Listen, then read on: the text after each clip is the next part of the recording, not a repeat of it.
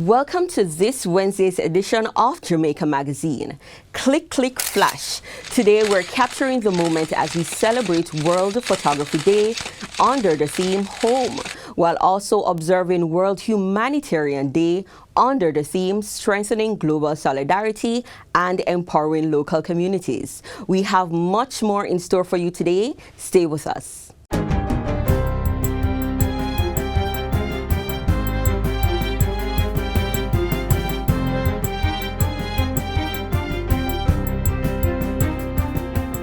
Good day, I'm Lisa Rowe and this is your JIS News for Wednesday, August 19, 2026. Jamaica's economy contracted by 2.9% in the April to June quarter due to the lingering impact of Hurricane Melissa.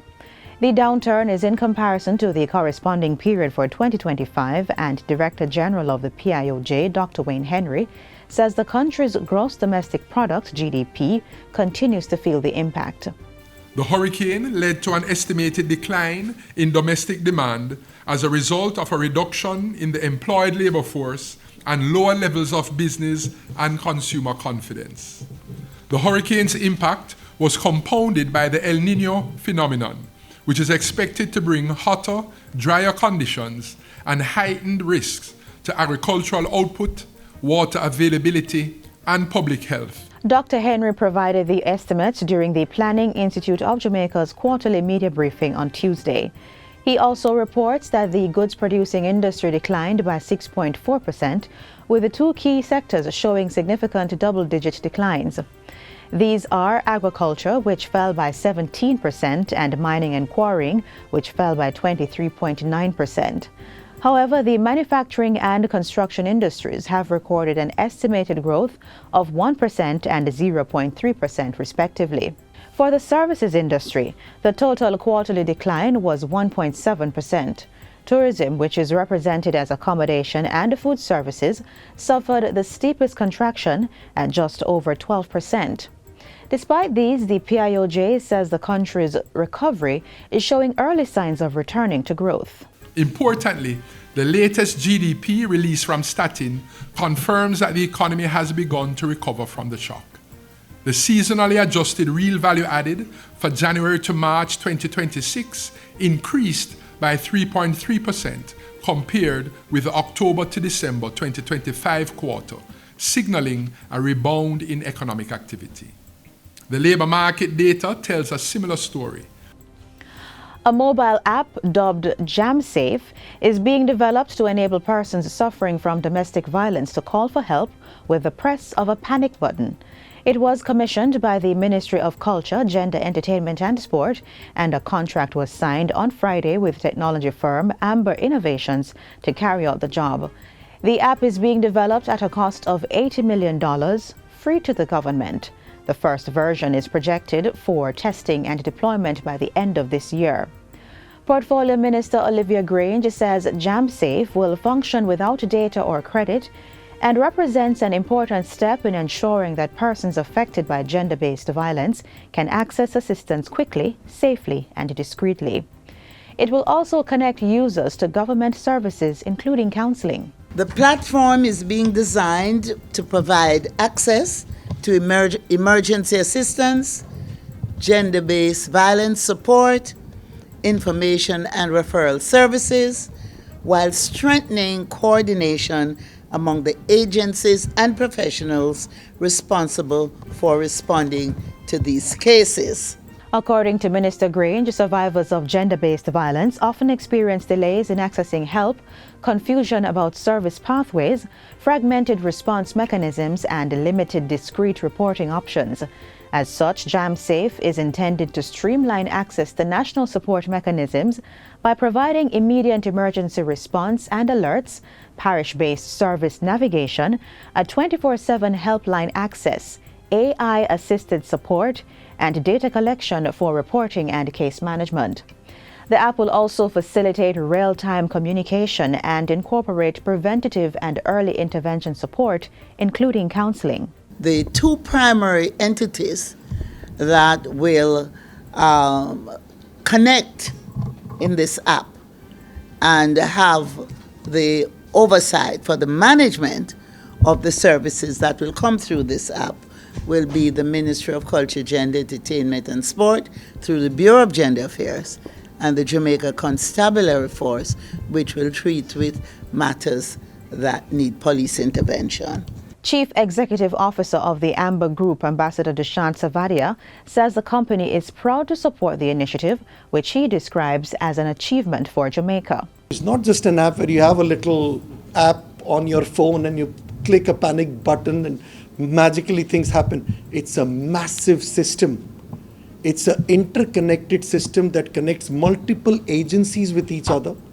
There is a mobile app for the women in Jamaica if you are feeling unsafe on the road, if you are at home alone and you have a break-in, if you have, if you live alone and you feel threatened in some way, or there is domestic violence. This app serves every woman who needs help from the government. The Jamsafe app will complement the national 24-hour domestic violence hotline run by the ministry. Persons who need help are to call the hotline on 876-553-0372. 2,500 primary school students are being targeted under a new education initiative that is seeking to remove barriers that would prevent children from reaching their full potential. It is the Global Humanity Network's Beyond the Backpack program.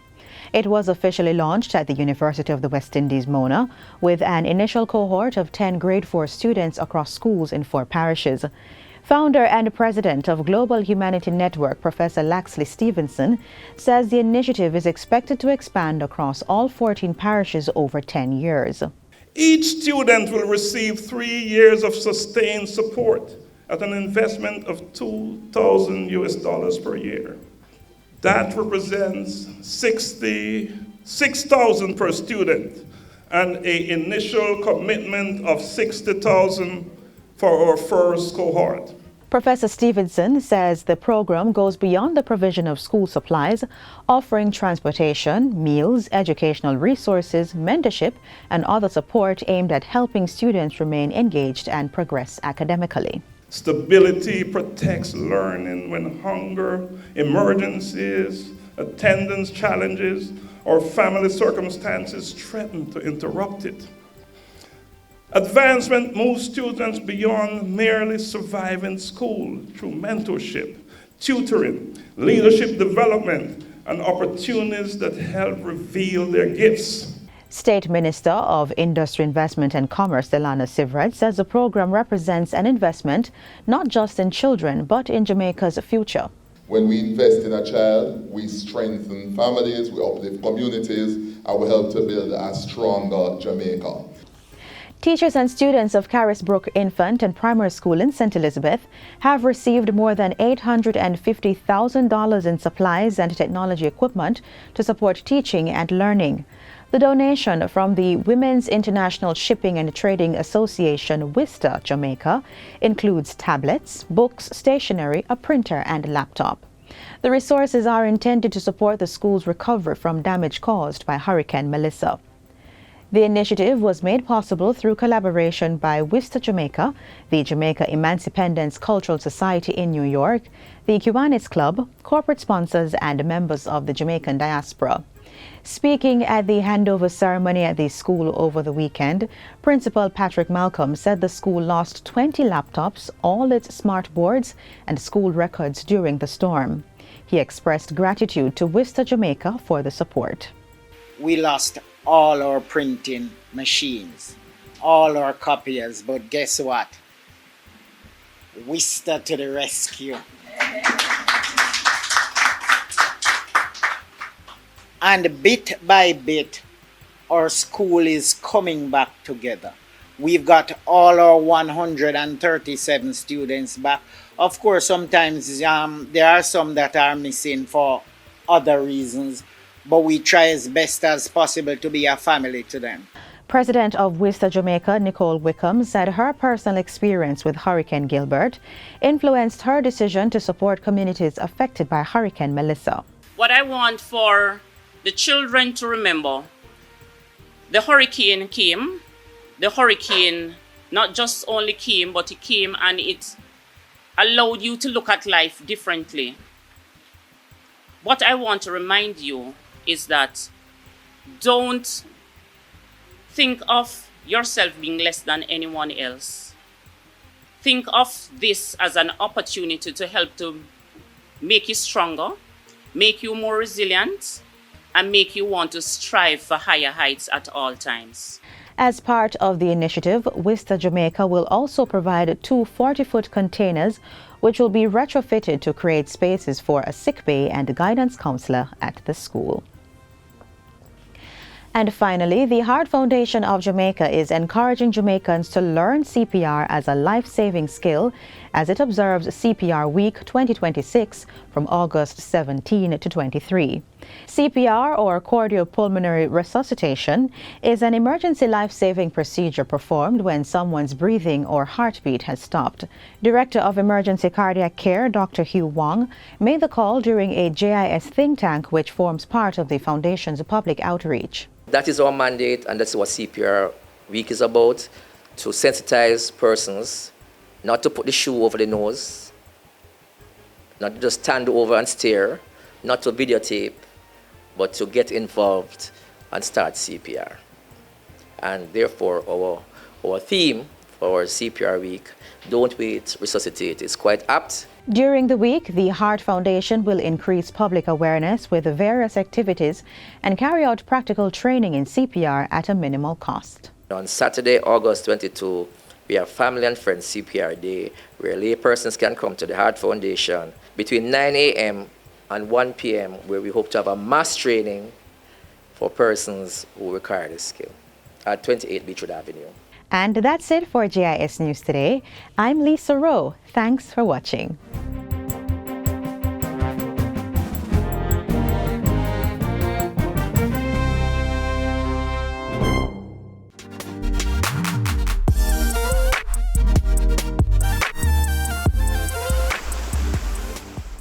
Responsibility is an essential life skill, particularly during the teenage years. Up next, discover the Heart NSTA Trust's LEAP program, which gives participants the opportunity to earn while they learn, as well as the Contractor Incubator program.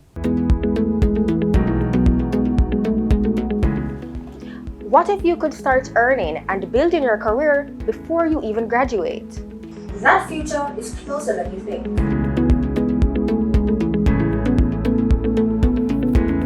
The Heart NSTA Trust is changing how young people move from school to work with its new initiative, the Tertiary Learn, Earn and Prosper LEAP program, and it could be a game changer.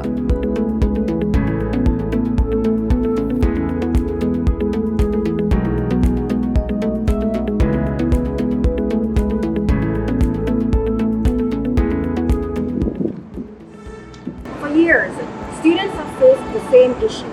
Graduate, then hope to find a job.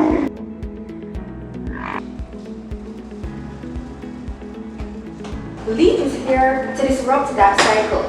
Through this pilot initiative, students enrolled in accredited tertiary institutions will get the chance to work part-time in real jobs while still studying.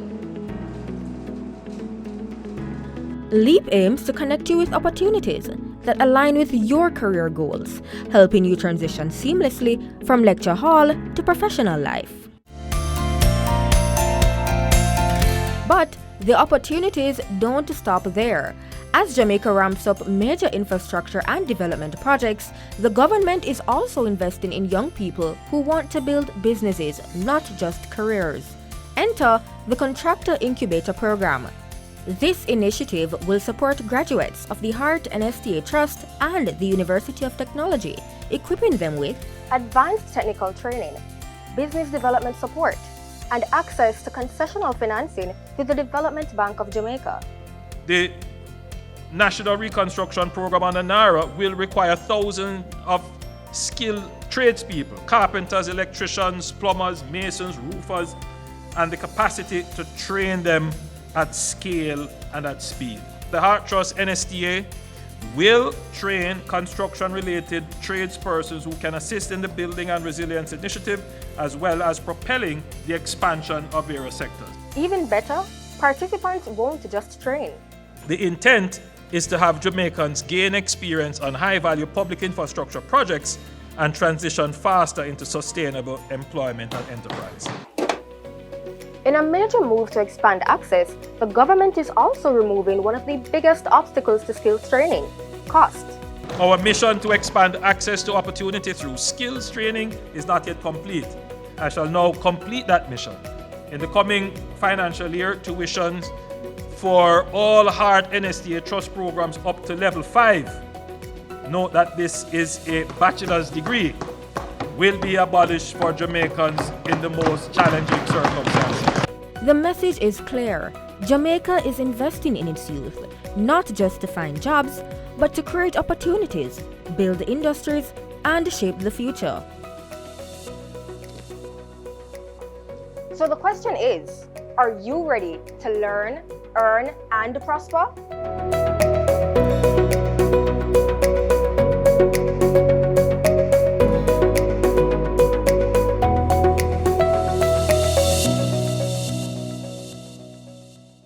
Up next, the feature you witness will show how photographs captured after the devastating 1907 Kingston earthquake preserved the story of one of Jamaica's most significant historical events.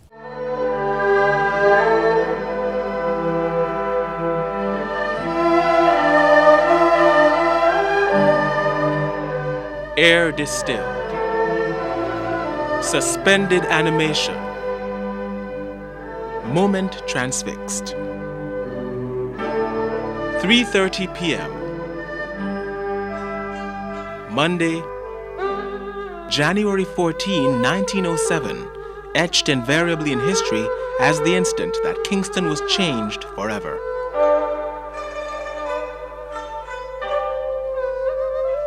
At 3 o'clock, God is going to speak.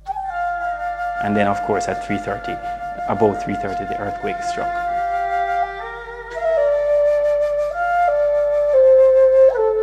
I saw this building before. Now this is what it looks like.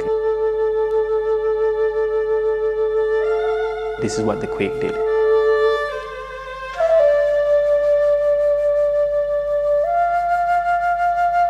Kingston destroyed by earthquake. Let them know what had happened to their city, what had happened to the capital of Jamaica. Just 3 days after the great earthquake of 1907 struck downtown Kingston, several news headlines painting desolate pictures of the city were being circulated in the international press. Horror and gloom increase. Entire streets leveled and crowds of frightened, shrieking people. The shock lasted nearly 36 seconds. Pillars of smoke rose in Harbour Street, and soon afterwards, flames shot into the sky. In semi-darkness, 600 bodies recovered, only a few buildings left standing and not one safe. The first headlines went out without pictures, of course. Kingston destroyed by earthquake and so on. Everybody was curious. Was it really destroyed? How badly damaged was it? And so on. So that people were very curious to see what it looked like. And then the pictures started appearing. Photography was essentially in its infancy in Jamaica at the turn of the 20th century. Even though several persons operated photography studios, the art form was not a well-developed genre. Photography was more or less a pastime, a way of creating keepsakes like postcards to send abroad to relatives and friends. Several images of 1907 were relayed to foreigners, utilities downed, scavengers in rubble, Kingstonians dazed at the fate which had befallen their city. Many of the more poignant depictions of Kingston circa January 14, 1907, therefore, remained outside of the city and Jamaica for decades. It's what Jamaicans were sending out to the outside world that has survived. You know, there's really very little that has survived in Jamaica itself, except, of course, what the National Library has collected. But most of what I have collected has been literally searching the outside world for images. And I am amazed at how much has survived. I remember when I first saw my first photograph of the disaster, I said, oh my God, I wonder if any more exist. Today, searches on the largest internet-based marketplace, eBay, yield an image of the 1907 Great Kingston earthquake for sale every day. The event is one of the most reported of its time and ranks highly on the list of the best photographed. Disaster photography is a very special area. People are fascinated. They still are. Just think of 9/11 in the United States and all the images and the television images and so on of 9/11. People wanted to see what happened when those planes flew into the buildings. It was very similar. Jamaica was in the headlines. Telegraph and postal services were limited by the disaster, and so the foreign media had to improvise when compiling pictures to accompany their breaking headlines. They commissioned artists to create their own impressions of what Kingston looked like in the wake of the earthquake. Jamaica, however, had its own assembly of photographers who captured several post-quake images and amazingly managed to develop and salvage the collection. There were Theophilus Duperley, grandson of the famous Adolphe Duperley, who printed lithographs of the 1831 Christmas Rebellion and the Emancipation celebrations in Kingston in 1836. H.J. Calm, E.E. Grant, better known for his tourism-related photographs, and John Clary. Theophilus Duperley actually was at 85 King Street, which is about where the fire started on King Street. He was actually trapped in the wreckage of his building, and to get away from the fire, he literally had to leave his right arm behind. As a consequence of that, obviously, with the destruction of his property, the cameras and everything, there are very few photographs by Duperley, who was the most famous photographer. However, Dr. Boxer has attributed most of the surviving quake photographs to John Clary, perhaps the second most famous photographer of that era. Clary had compiled an album with some 23 images of the destroyed city, and an additional 18 of his post-quake photographs are owned by the National Library. The exhibition's curator, however, votes E.E. Grant's photographs most emotive and interesting.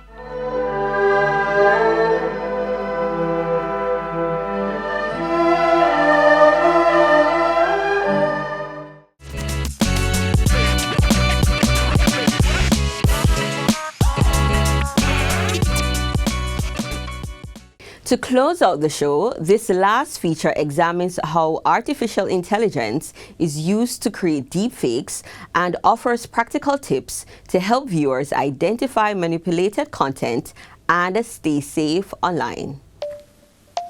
Good morning, Jamaica. Or is it? What if I told you that for the last 10 seconds, you weren't actually looking at me, but a digital puppet programmed to mimic my every blink? In a world of generative AI, seeing is no longer believing. We're living in an era of deepfakes. Videos so polished they can make anyone say anything, anywhere, or at any time. But today, we are going to learn how to see through the pixels.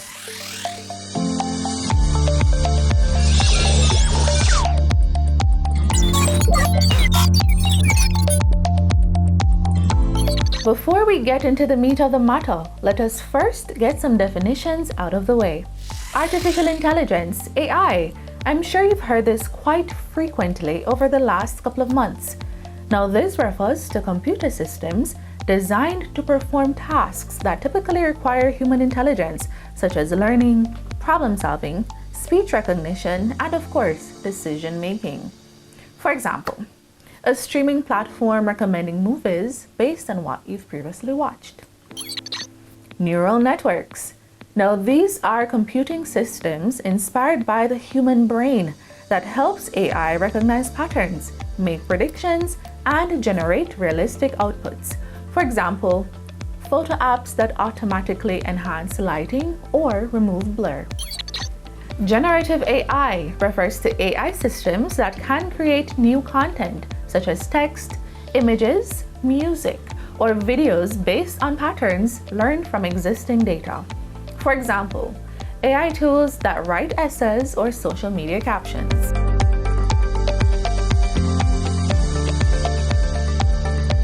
Datasets. Now, these are large collections of information used to train AI systems so that they can learn how to perform specific tasks. For example, collections of written articles used to train AI writing tools. Lastly, deepfakes. Now, these are synthetic media created using AI to manipulate or generate visual and audio content, making it appear that a person said or did something they never actually did. For example, a fake video showing a public figure making a statement they never actually made. And of course, for further research, you may look into machine learning, ML, and deep learning. Understanding these terms will help provide the foundation needed to explore how AI and deepfakes are created, how they are used, and the ethical and social issues they raise. Now, creating a convincing deepfake involves combining artificial intelligence with video editing techniques to manipulate audio, facial expressions, and context. This process typically requires training models on large datasets to imitate specific traits, often using generative adversarial networks, GANs, to produce realistic results. Creating a deepfake is like building a digital mask. It usually involves 3 layers. First, the voice. My name is Shion McCoy and I manipulated my voice for the purpose of this example. That is a voice clone. It takes just a few seconds of real audio to train an AI to speak in your voice. Layer 2, the face swap. This maps one person's expressions onto another person's head. And finally, the most dangerous layer, context. A real video of a protest might be edited to look like a riot, or a simple sneeze is slowed down to make someone look intoxicated. So, how do we protect ourselves? Look for the digital fingerprints. Watch the edges of the face. Do the glasses blur when they turn? Does the jewelry flicker? AI still struggles with fine details in these outputs. Believe it or not, early deepfakes rarely blinked. If someone is talking for 2 minutes without a single blink, they're probably a bot. If a world leader says something life-changing, it will not just be on a random TikTok account. It will be on the evening news and every major newspaper or reputable source. AI is a tool, and like any tool, it can be used to build or to break. Do not let a clever algorithm decide what is true for you. Check the source, verify the clip, and remember, in the digital age, your curiosity is your best defense. Stay sharp.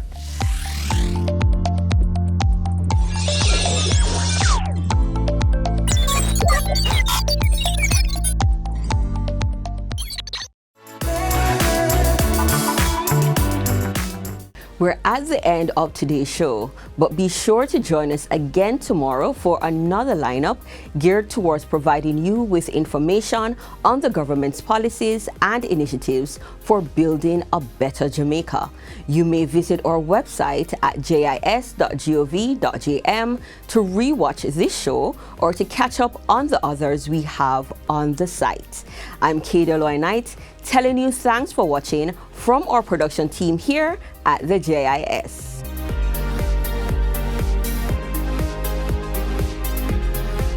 This has been a production of the Jamaica Information Service, the voice of Jamaica.